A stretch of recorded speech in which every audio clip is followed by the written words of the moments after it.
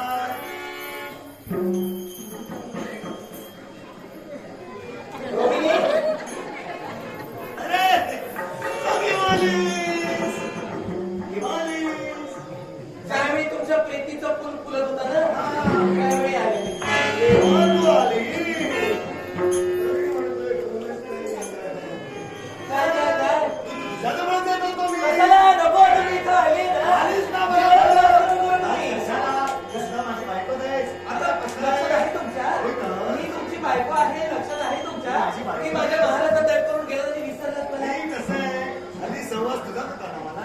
काय सांगता मला आठवत नाही. लग्न झाल्यानंतर केव्हा तुम्ही येऊन गेला हाताच्या बोटावर मोजके इतके दिवस असतील ते. हो मग मला सांगा इथे होता तुम्ही. इथे होतो ना. आमच्या महाराजा मार्ग तुम्हाला दिसत नाही. आता मला महत्वाचं बोलायचं. मला सुद्धा बोलायचं कसं आहे तुम्ही बहिणी केव्हा येत नाही ना. या जवळ आलात बहिणीच्या पलीकडे जाऊन तुम्ही सवती आहात अर्थात बालपणीच्या तुम्ही भगिनी. आता माझ्याशी लग्न झाला तर तुम्ही सवती. तुम्हाला वेळ कुठे भेटतोय तुम्हाला बोलायला. बोलून घ्या माझा मोकळा जातोय. नको काही गरज नाही त्याची.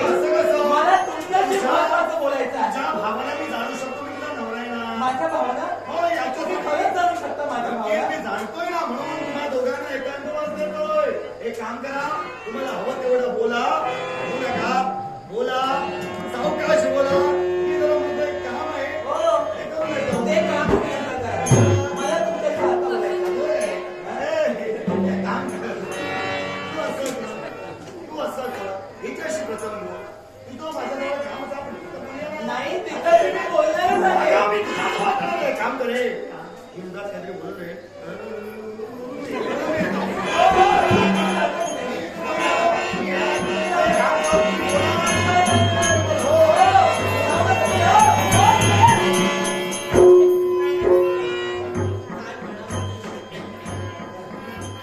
तुमची खबरदारी घ्यायला जाईल. पण आता नाही. प्रथमतः हिचं पाहणं.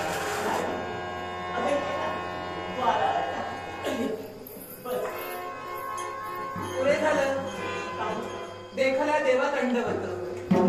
हो अगं तुझ्या बोलण्याचा भाव आहे. आता मी जेव्हा तुझ्या महालामध्ये आले त्यावेळी माझं स्वागत करण्यासाठी सज्ज झाले. तू तुझ्या संसारी अगदी रमण्यासाठी तत्पर हा. मी माझ्या संसार. प्रत्येकाला जबाबदारी आहेतच. मग त्या जबाबदारीतून वेळ निघाला तर एकमेकांची कधीतरी गाठाभेटी. मग आता यावेळी आपली गाठाभेट झाली. मग तुझा आदरातिथ्य करणे माझं कर्तव्य नाही. सांगते ना मग तू आदरातिथ्य केलं याबद्दल मी तुझे आभारच मानते. पण क्षणभर थांब. नाटस्को रोहिणी मी तुझ्या महाराजानंतर माझा आदरातिथ्य तू केलं याबद्दल मी तुझे आभार मानते. पण मला तुझ्याशी महत्वपूर्ण विषयावर बोलायचं आहे. अगं ये ना. आपण बसून बोलूया ना. बसण्याची गरज नाही. कारण जो विषय मी आज तुझ्याजवळ घेऊन आले ना तो बसून बोलण्यासारखाच नाहीये. असा कोणता विषय? आणि म्हणूनच मगच तू म्हणालीस की आपण प्रत्येक जणी आपापल्या संसारात व्यस्त आहोत. संसारात जरी व्यस्त आपण असलो ना तरी आपण एकमेकांपासून दूर नाही आहोत. आपण चंद्रलोकातच राहतो. दक्ष प्रजापतीच्या आपण 27 कन्या आणि त्या 27 कन्या आपण चंद्रदेवाच्या पत्नी म्हणून इथे आलो. दक्ष प्रजापतीच्या ज्या कन्या आहेत त्यातील 27 कन्या आपण चंद्रदेवाच्या पत्नी म्हणून आलो. बरोबर ना. मला तुला सांगायचं एकच आहे आपण 27 बायका आहोत एकमेकांपासून लांब नाही. या चंद्रलोकातच आपण राहतो. मग प्रत्येकाचं मन काय प्रत्येकाच्या मनात नेमकं काय वावरतंय. प्रत्येक जणी सुखात आनंदात संसार करतायत की नाही याची दखल तू आतापर्यंत कधी घेतलीस का? हे कृती हा इतरत्र बहिणींची मी दखल घेतली नाही असं तू म्हणते. अगं चंद्रदेव या विभावरी नगरीचे राजकर्ते आणि राजकर्ते असल्याच्या नंतर आम्ही 27 जणी त्यांच्या भार्या आहोत. आणि या भार्या आपला पती कुठं जातो काय करतो याकडे लक्ष देणं हे क्रमप्राप्त आहे. त्याप्रमाणे तुम्ही 26 माझ्या बहिणी या विभागरी नगरीत आला. चंद्रदेवाच्या भार्या म्हणून माझ्याप्रमाणे तुम्ही सुद्धा वागत आहे. मग तुमच्या मनाचा मोठेपणा तुमच्या मनाचे हितगुण मी जाणू शकत नाही असं तुम्हाला वाटतंय. निश्चितच. मग त्याच याला सुद्धा कारण आहे. असं कोणतं कारण चंद्रदेव जे आहेत ना ते आपल्या 27 जणींचे पती असून सुद्धा येऊन जाऊन फक्त तुझ्याच महालात हे करा. येऊन जाऊन माझा हो, तुझ्या महालाशिवाय आणि तुझ्याशिवाय इतरत्र आम्ही बायका त्यांना दिसतच नाही. मग मला सांग, हा आमच्या बाबतीत होणारा अन्याय नाही का? असा तू माझ्यावर आरोप करतो. आरोप करत नाहीये. मी तुझ्याजवळ माझं मन हलकं करते. मन हलकं हो. करतो. अगं चंद्रदेव माझ्या सदरी येते. ती आपली सौभाग्याची देवता आहे. आणि सौभाग्य देवतेला कोणती अशी पतिव्रता स्त्री सांगेल, तुम्ही माझ्या सदरी येऊ नका, दुसऱ्याच्या सदरी जा. हे सांगितल्याच्या नंतर चंद्रदेवाचा रोज जर माझ्यावर उडवला तर मी काय करावं? मी सुद्धा पतिसुखापासून वंचित नाही का राहणार? रोहिणी, तू चंद्रदेवांना आपल्या महालातून जायला इतरत्र पत्नीच्या सांग असं मी तुला सांगत नाहीये. पण मला फक्त एक सांग, चंद्रदेव फक्त आणि फक्त तुला सहवास देतात. अगं आम्ही सुद्धा त्यांच्या बायका आहोत. जसं तुला त्यांचं प्रेम हवं असं सतत वाटतं ना, तसं आम्हाला सुद्धा वाटतं की आमच्या पतीचं प्रेम आम्हाला मिळावं. जसं तुला वाटतं की चंद्रदेवाने फक्त तुला सहवास द्यावा ना, तसं आम्हाला सुद्धा वाटतं की आमच्या सौभाग्य देवतेने आम्हाला सुद्धा सहवास घडवावा. ठीक आहे. मग असं असतं ही गोष्ट मी चंद्रदेवाशी बोलली नाही असं तुम्हाला वाटतंय का? मी अनेक वेळा ही गोष्ट मी चंद्रदेवांच्या कानावर ऐकली. त्यांना सांगितलं. ज्याप्रमाणे तुम्ही मला सहवास देता, तुम्ही माझ्या सदनी बराच वेळ घालविता, त्याप्रमाणे इतरत्र माझ्या भगिनी आहेत. 26 भगिनी या विवाहावरील होते. त्यांच्याही सदनी आहेत. त्यांनाही वेळ द्या. त्यावेळी त्यांच्या मुलाची शाळा. आज मला प्रिय वाटते ती रोहिणी, आणि त्यामुळे तुझ्या सदनातून मला जाण्याची इच्छा होत नाही. त्यामुळे मी तुझ्या सदनी यापुढे येणार आहे आणि येतच राहणार आहे. त्यावेळी सुद्धा मी समजावणीच्या शब्दाने सांगण्याचा प्रयत्न केला. पण आता ते ऐकत नाही. यात माझा काय दोष? यात तुझा दोष नाही. नाही. मला सांग, चंद्रदेवाला तू बोध केलास की म्हणे आमच्या सगळ्या बायकांना तुम्ही समान न्याय द्या. असं असताना त्यांनी तुझं ऐकलं नाही. ऐकलं नाही म्हणूनच तर विकला त्यांना मी सांगण्याचं कर्तव्य केलं, ते ऐकले नाही. यात माझा काय दोष? मग तुझ्यावर प्रेम करतात ते का? मला सांग, चंद्रदेव जर तुझ्यावर इतकं प्रेम करतात तर तुझी ही इच्छा आणि तुझा हा विचार त्यांना पटलाय का? कृतिका देवी, आपण विसरत आहात. हा? चंद्रदेव असे हा मनाचा कारक, सानिध्यात असे ती साधना करिता आध्यात्मिक, आणि तीच आध्यात्मिक साधना केली असेल तर चंद्रदेव आपल्याला प्रसन्न होण्याचं कर्तव्य करते. मग त्या साधने तुम्ही कुठं कमी पडता, कुठं तुमच्या हातून चूक होते तुम्ही शोधा. म्हणजे आम्ही कमी पडतो असं तुझं म्हणणं आहे का? म्हणजे आता तू आमचे दोष सुद्धा दाखवायला लागली. मला सांग, तू आमचे ज्येष्ठ भगिनी आहेस, या नात्यानं तू त्यांना बोध केलास. आता तर तू आमचे दोष शोधतेस. म्हणजे मला सांग, मी तुमचे दोष शोधत नाही. मग चंद्रदेव हे मनाचे कारक आहे, आणि जेणेकरून त्यांच्या मनाला वाटेल, बुद्धीला पटेल, त्याप्रमाणे ते सानिध्यात राहण्याचे कर्तव्य करते. चंद्रदेवाची जर तुम्ही मनोभावे आध्यात्मिकतेनं आत्मदृढीनं अगदी भक्ती केली असेल तर या विश्वातील प्रत्येक घटकाला ते त्याच भावनेने पाहण्याचं कर्तव्य करते. मग असं असतं आज मी त्यांच्याजवळ प्रेम भावनेनं पाहते. मग आज ते मला दर्शन देण्यासाठी, मला सहभाग देण्यासाठी माझ्या सदरी येत आहेत. यात माझी काय चूक? तू सांगतेस की ते मनाचे देवता आहे, आणि म्हणूनच तर ज्याप्रमाणे तुझं ते मन जाणताय त्याप्रमाणे आमचं मन ते जाणू शकत नाहीत का? आणि त्याच्याही पलीकडे जाऊन आम्ही आमच्या कर्तव्यात कुठे कमी पडत नाही. आतापर्यंत तू जसं त्यांना प्रेम देतेस ना, तसं प्रेम आम्ही सुद्धा त्यांना देऊ इच्छितो. पण त्यांचा सहवासच आम्हाला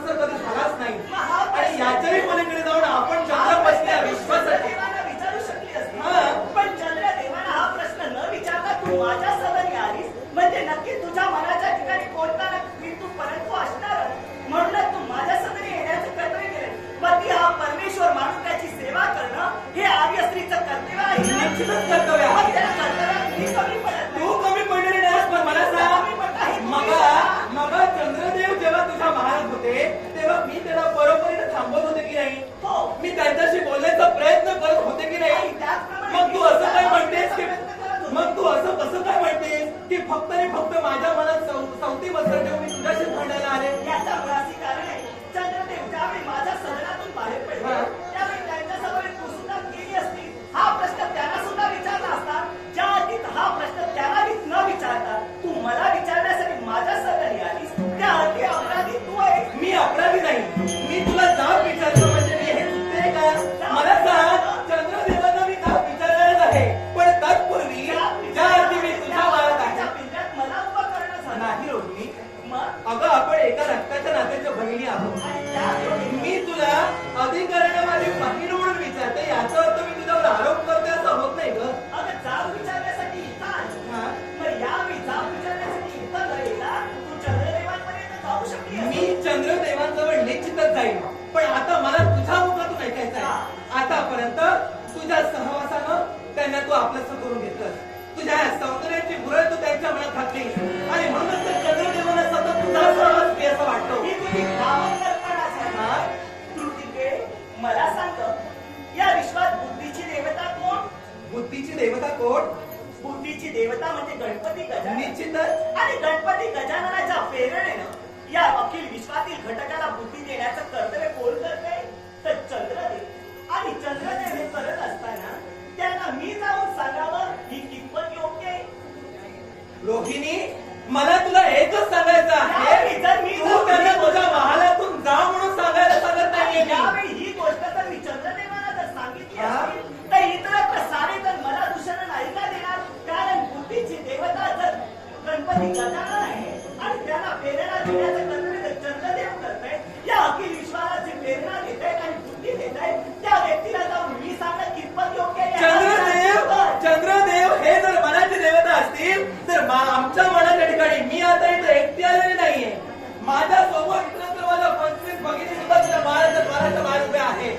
माझं फक्त एकटीच हे दुःख नाही तर माझ्या सहित इतरत्र 25 जणींचं सुद्धा हेच दुःख आहे. मग मला सांग, एका बाजूला आम्ही 26 जण आणि एका बाजूला तू, म्हणजे निश्चितच न्यायाचा तराजू एका बाजूला झुकतोय की नाही? तू त्या 25 जणांना घेऊन तू 26 इथं आलीस हा? म्हणजे तुमच्या मनाच्या ठिकाणी किंतु परंतु आहे. माझ्या बाबतीत अगदी संशयाची बात तुमच्या मनी चुकत असेल.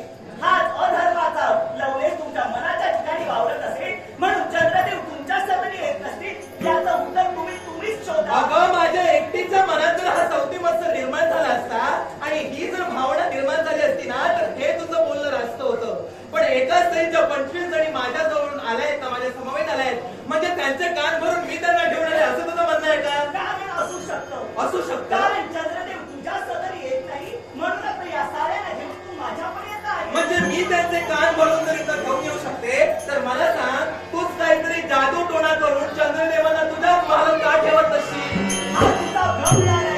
जर चंद्रदेवाला मी माझ्या सदनी ठेवलं असतं, तुझ्या मताप्रमाणे जादू टोणा करून जर मी चंद्रदेवाला माझ्या सदनी ठेवलं असतं तर मला सांगा कृतिके, आमचं लग्न झालं ते कोणत्या पद्धतीने झालं? कोणत्या पद्धतीने झालं याची कल्पना तुला तुला नाही का? मला आहे. पण त्याचा इथं काय संबंध? एक संबंध आहे म्हणूनच सांगते. लग्न कोणत्याही पद्धतीने झालं असतं तरी सुद्धा एका संसारात आपण 27 जणी वावरतो आणि ना. म्हणूनच चंद्रदेवांच्या मनाच्या ठिकाणी वाटत असेल आज रोहिणीला सूट द्यावी. अगं, स्त्रीचं पूर्णत्व म्हणजे तिचं मातृत्व हा? आणि ते मातृत्व मला प्राप्त झाल्याच्या नंतर किंवा मातृत्वाची चाहूल लागल्याच्या नंतर ते नंतर तुझ्याही सदनी येतील. किती दिवस? अगं, थोडे दिवस. थोडे दिवस? हो. अगं, लग्न करून कितीतरी दिवस झाले, कितीतरी वर्ष झाली, पण अजूनही हवा तसा आम्हाला सहवास म्हणजे आई पण होण्याचं सुख आणि स्वप्न फक्त तूच पाहायचं का? आम्ही पाहायचं नाही का? त्याच्यानंतर ते तुझ्याही सदनी येतील याची पूर्णपणे कल्पना मला आहे. नाही रोहिणी, मग आता मी तुला एकच सांगेन की तू आमच्या वतीनं चंद्रदेवांना सांगायला हवंस. आमच्या वतीनं आता तू प्रयत्न करायला हवेस आणि आम्हाला सहवास घडवण्याबाबत रोहिणी तूच चंद्रदेवांना बोध करायला हवा. कृतिका देवी, कारण जोपर्यंत तू तुझ्या निग्रहानं त्यांना सांगत नाही तोपर्यंत ते इथून हलणार नाही. आतापर्यंत सामोपचार बोधानं मी सांगण्याचा प्रयत्न तुला करत होते. चंद्रदेवी आपली सौभाग्याची देवता आहे, मनाचे कारक आहे, बुद्धीची प्रेरक करती देवता आहे. मग असं असताना त्या देवतेच्या बाबतीत मी असाही कोणताही निर्णय घेणार नाही. मी त्याला असं कोणतंही कार्य करण्यासाठी सांगणार नाही.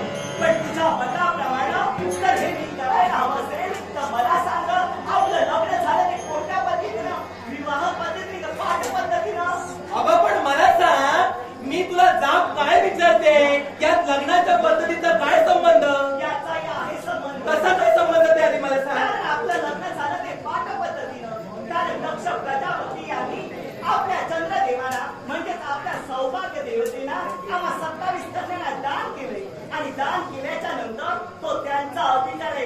कुणाच्या सदनी जावं, कुणाच्या सदनी जाऊ नये हा त्यांचा वैयक्तिक प्रश्न आहे. तेव्हा आता सदनातून चालते एक गोष्ट लक्षात ठेव, त्यावेळी त्यांचा रोहिणी, दक्ष प्रजापतींना आम्हाला सगळ्यांना दान केलं असं तू म्हणालीस?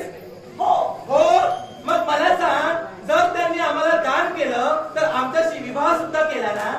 दक्ष प्रजापतीने आपला विवाह लागून दिलेला नाही. या विवाहावरील नगरीत आल्याच्या नंतर चंद्रदेवाने आपल्याशी विवाह केला हा त्यांच्या मनाचा मोठेपणा झाला. तुझ्या कपाळी भारी कुंकू दिसायचे त्यांच्यामुळं हा त्यांच्या मनाचा मोठेपणा झाला. त्यांना वाटेल, मनाला पटेल त्याप्रमाणे तुझ्या सदनी येतील, अन्यथा येणार नाही. क्रांती होईल. माझी जरा रोहिणी, मी तुला एकच सांगेन, ज्या अर्थी आम्ही 27 भगिनी दक्ष प्रजापतीने त्याला दान म्हणून दिलं असं जर तुझं म्हणणं असेल आणि तदनंतर चंद्रदेवाने आमच्याशी विवाह केला असेल तर तुला आणि आम्हाला सगळ्यांना समान न्याय द्यायला हवा. हे तर योग्य आहे ना? पण त्यांच्या मनाचा प्रश्न झाला. दान केल्याच्या नंतर दानावर अधिकार त्यांचा राहिला. सौभाग्य देवतेने कुणाच्या सदनी जावं, कुणाच्या सदनी जाऊ नये हा त्यांचा वैयक्तिक प्रश्न झाला. तेव्हा पृथ्वी तुला एकच सांगते, ज्यावेळी त्यांना वाटेल, मनाला वाटेल त्यावेळी तुझ्या सदनी येतील. नाही. यावेळी आम्हाला सदनातून चालते हो. त्यांच्या मनाला आणि त्यांच्या बुद्धीला हे निश्चितच पडणार नाही. कारण जोपर्यंत तू त्याच्या सौंदर्याची भर पडत नाही, तोपर्यंत चंद्रदेव तुझ्या भावनाचं काय करणार नाही. आणि म्हणजे याचा अर्थ तू आमच्यासाठी काही प्रयत्न करणार नाही. मुळीच नाही. मला तर नाहीच नाही. कारण मला माझं सौभाग्य पाहिजे आणि सौभाग्य देवता माझ्यासाठी पंचप्राणाहून श्रेष्ठ आहे. तुला तुझ्या सौभाग्यापेक्षा तुला तुझा स्वार्थ प्रिय आहे असं अर्थ मी म्हणेन. कारण ज्या अर्थी आमच्यासाठी तू जर काही प्रयत्न करू शकत नाहीस म्हणजे निश्चितच सौभाग्याबद्दल तुझ्या मनात फक्त स्वार्थ आहे. आणि आतापर्यंत तुझा मनाप्रमाणे मी तुला समजवण्याचा प्रयत्न केला. कृती केली यावेळी नाही तर पुन्हा ज्यावेळी चंद्रदेव माझ्या सदनी येतील त्यावेळी नक्कीच समजावून सांगण्याचा मी प्रयत्न करेन. पण तू हाताळली नाही. मनाला वाटेल, बुद्धीला पटेल त्याप्रमाणे वळण्याचं कर्तव्य करू लागेल. पण यावेळी माझा झाला आहे. मग तुझा जर नाईलाज झाला असेल तर नाईलाज माझा सुद्धा होतोय. प्रसंगी बहिणीला बहीण सुद्धा म्हणणार नाही. माझ्या मतानं, या आमच्या संविधानाच्या मतानं तू जर चंद्रदेवाचं मतपरिवर्तन करू शकत असशील आणि स्वतःचा जर स्वार्थ साधत असशील ना तर शेवट तुला एकच सांगेन, तुझ्या एकामुळं जर आमच्या 26 जणींच्या संसारावर जर वक्र दृष्टीने कुठेतरी पाहत असेल, आमच्या 26 जणींच्या संसारावर कुठेतरी मोडण्याची वेळ असेल येत असेल तर आता एकच पर्याय, रोहिणी, तुला या जगाच्या आड करून आता तुला शिल्लक होणार नाही. मला यावेळेचा हात करण्यासाठी तर तुझे हस्त सरकवले. या सर्वस्वाचं मूळच तू आहेस आणि जोपर्यंत तुझा मी नामशेष करत नाही तोपर्यंत चंद्रदेव आता माझे होणार नाही. वाटेल ते झालं तरी चालेल. ते शास्त्रातून माझ्यावर जाशील, त्या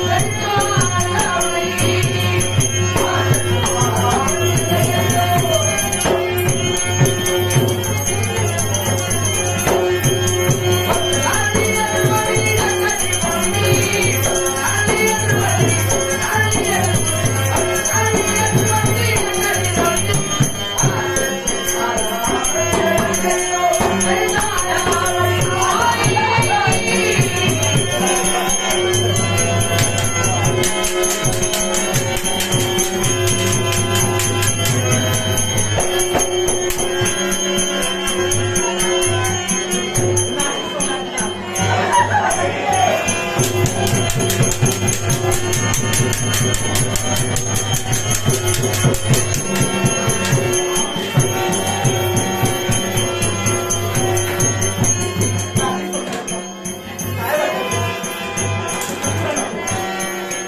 तुझा खास नाही. तुझा नदीचा ओठ नाही.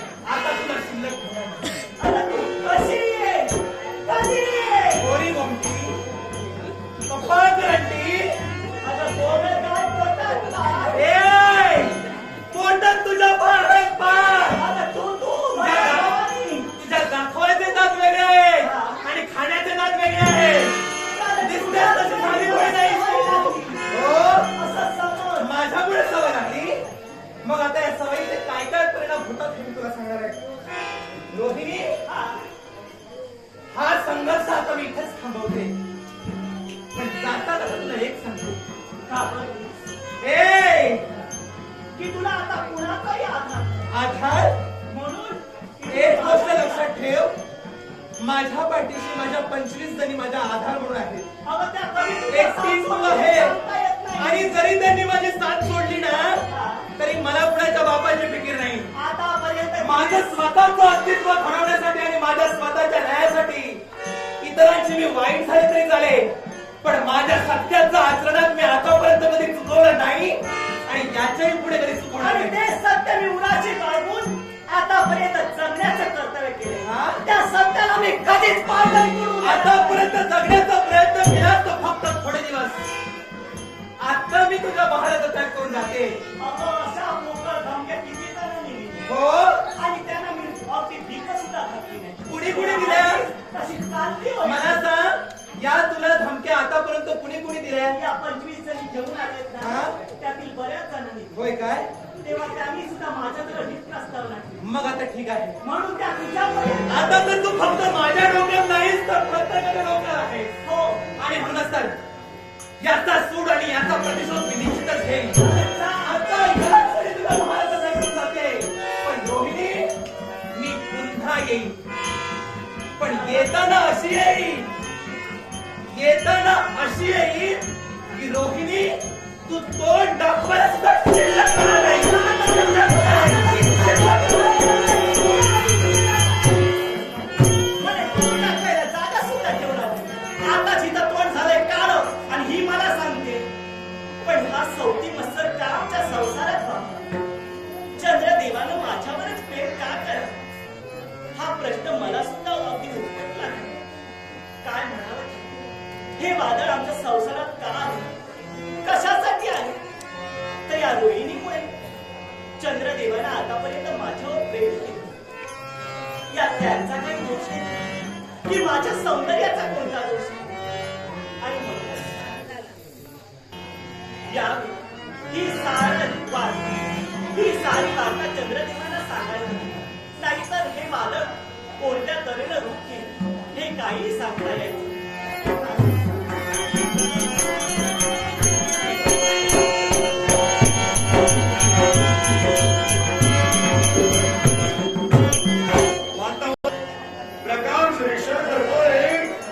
प्रकार फार वेगळा दिसतोय.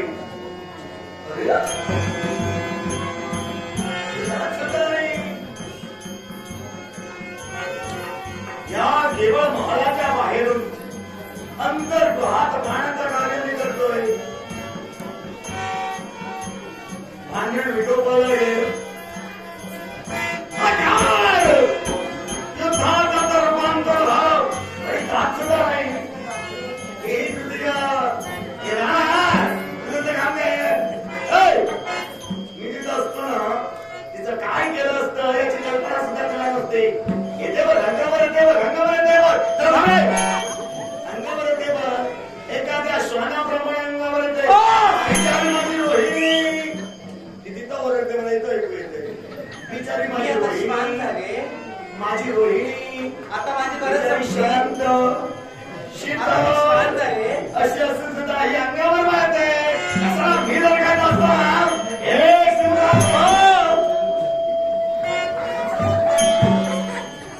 ते आपलं हे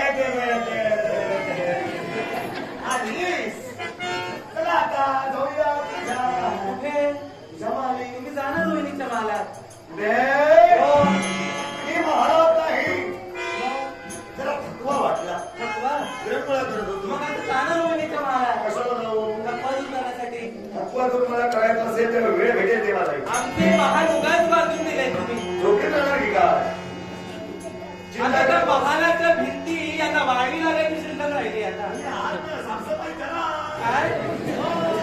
चंद्रदेव, मला सांगा, कुठल्या तरी कर्तव्यासाठी जातो म्हणून सांगून गेला. अरे होय, मी सर्व थांबा.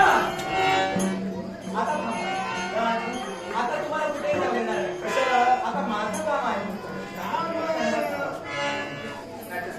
काम करणार आहेस म्हणून नक्कीच महत्वाचं असेल. मी कशाला हे बसून बोलतो? मोहन आले. हे बस. काही गरज नाही त्याला. हे ना अशी काय करते? मला आता बसण्याची गरज नाही. कशाला? आता जे काही मी करणार ते उभ्यानच करणार. होय, वा, तयारीत का? आणि म्हणूनच तर का? चंद्रदेव, काय? मी खरं तर तुमच्या जवळच येत होते आणि तुमचा शोध घेत होते. कशाला? हरवलं होतो आहे. नाही नाही, आमच्यासाठी तुम्ही आता हरवण्याचीच वेळ आलेली आहे. हरवण्याची? हो, की कारण हल्ली तुम्ही आमच्या दृष्टिक्षेपात येतच नाही. नाही, कसं आहे? म्हणजे आमच्यासाठी तुम्ही हरवल्यासारखेच झालात ना? सध्या जबाबदारी वाढलेली भरपूर कसली आहे. जबाबदारी? रोहिणीच्या प्रेमाची? नाही नाही नाही, प्रेम हे काय करायचं असतं. पण जबाबदारी कोणती माहितीये का? मी वनस्पतीचा तारक आहे. हा? अर्थात वनस्पती या केवळ अधिक उत्तरचित व्हाव्या म्हणून मी राजश्रेय करतोय. अर्थात केवळ तो राजश्रेय यज्ञ करण्यासाठी अनेक राज्यांवर विजय मिळविणं गरजेचं आहे आणि त्या तयारीला मी लागलो म्हणून यायला वेळ लागला असेल. चंद्रदेव, तुम्ही या विश्वाचे तारक देव आहात. होय. म्हणून विश्वाची जबाबदारी तुम्हाला कळते. पण मला सांगा, वनस्पती या विश्वातच येतात ना? नक्कीच. मग निश्चितच वनस्पती म्हणजे विश्वाचे पण देव आहात. असू द्या, फक्त- बोला. नाही, असू दे नको. असू दे कशाला? नाही, बोला, बोला. असू दे कशाला? तुम्ही वनस्पतीचे तारक आहात. वनस्पती सुद्धा या विश्वातच येतात आणि तुम्ही एवढे तेजोवान आहात की तुमचा प्रकाश या संपूर्ण विश्वाला प्रकाशित करतो. हो की नाही? नक्की. मग जशी तुम्हाला विश्वाच्या प्रती प्रचिती कळते ना, त्याच विश्वात आम्ही सुद्धा तुमच्या बायका आहोत. ही जबाबदारी तुम्ही विसरलात का? झालं. ऐका, नक्की तुमच्या बोलण्याचा मजडा तर आमच्या लक्षात आला नाही. नाही आता. असं काय म्हणायचंय तुम्हाला? एकच, का? लग्न करून कित्येक वर्ष झाले. हं?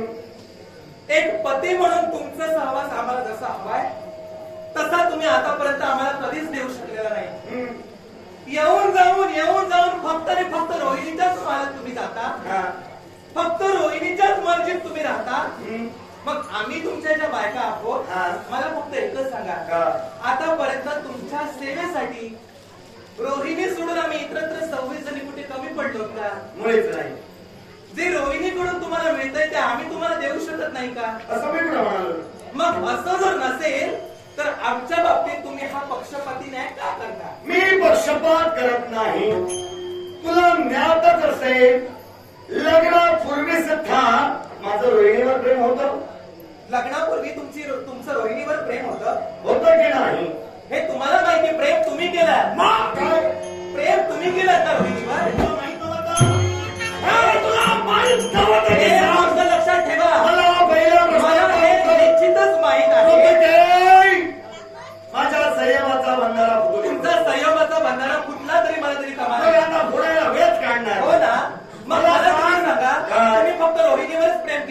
नक्कीच. मग आम्हाला लग्न करून कसं लागणार? मग मला सांग, मी रोहिणीवर मोहित झालो, रोहिणीचं माझं प्रेम चालू होतं, कालांतरानं ही घटना तुला कळली. माझं बोलून झाल्याशिवाय बोलायचं नाही हा. नाही बोलणार रे. हा, तू माझी बायको आहेस, तुझं नवरा आहे. मग मला ते कळतं. हे तुम्ही मला जाणीव करून देण्याची गरज मग नाही. मर्यादेत शब्द वापर. मी मर्यादेवर समोर बायकोचा ठेव. नाही ठेवणार मी. का म्हणून? नाही ठेवणार. म्हणजे? कारण तो स्वर्ग घेण्यासाठी हे तुझ्या बापाला संस्कार केले, काय हे तुझ्या बापाला मग संस्कार